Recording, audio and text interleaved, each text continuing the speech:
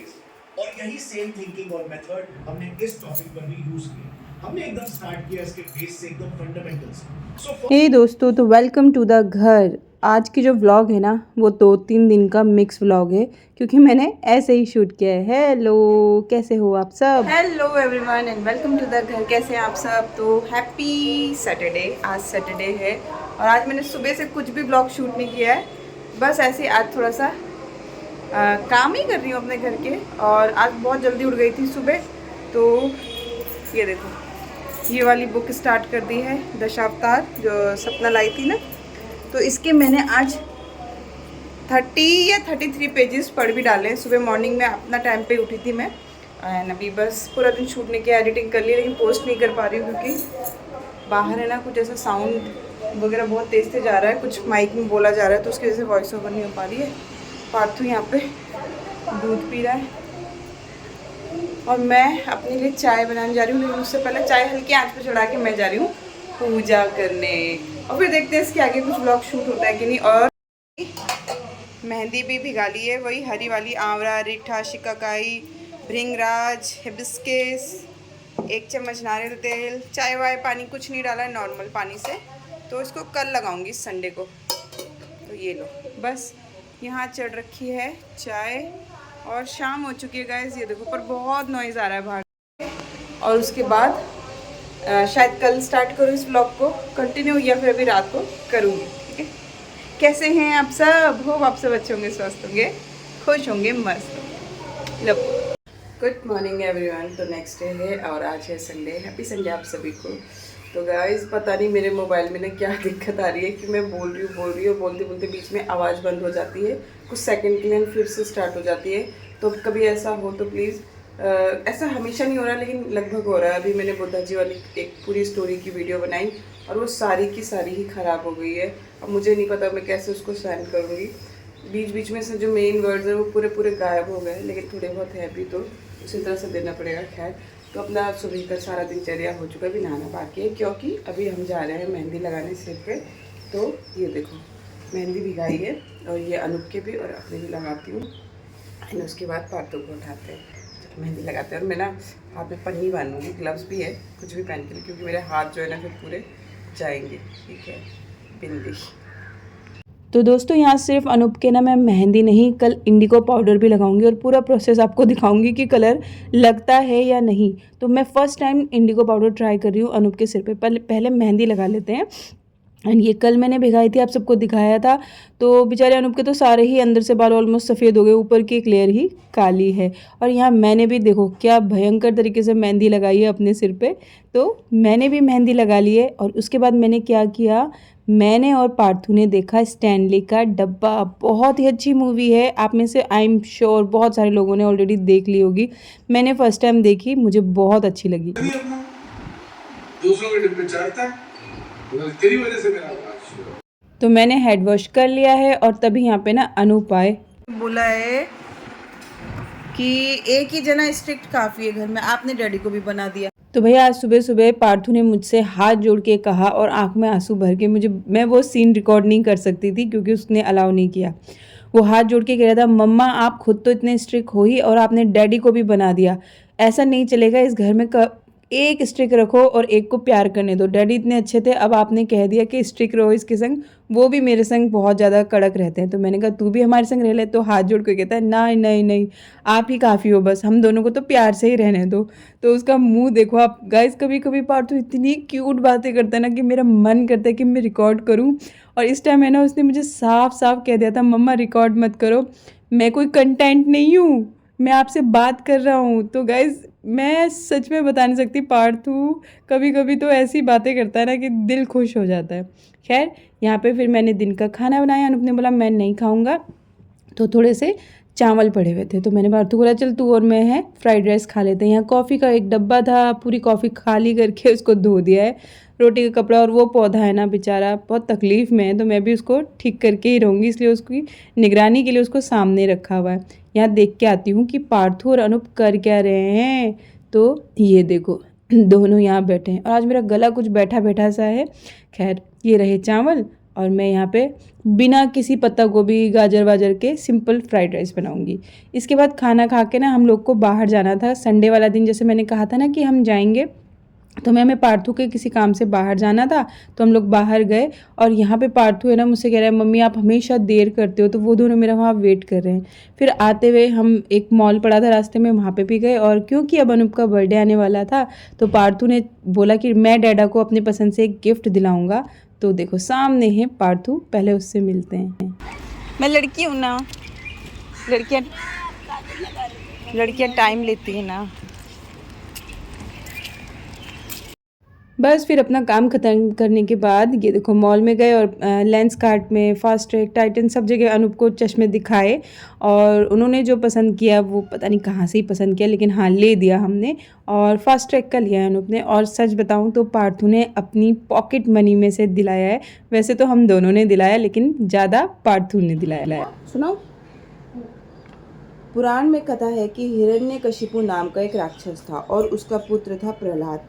रात दिन भगवान का जो नाम लेता था। हिरण्यकशिपु ने उसे समझाया कि मेरे राज्य में ऐसा नहीं चलेगा, परंतु प्रहलाद ने अपने पिता की बात नहीं मानी, इसलिए उसको मारने के लिए हिरण्यकशिपु ने बहुत प्रयत्न करे।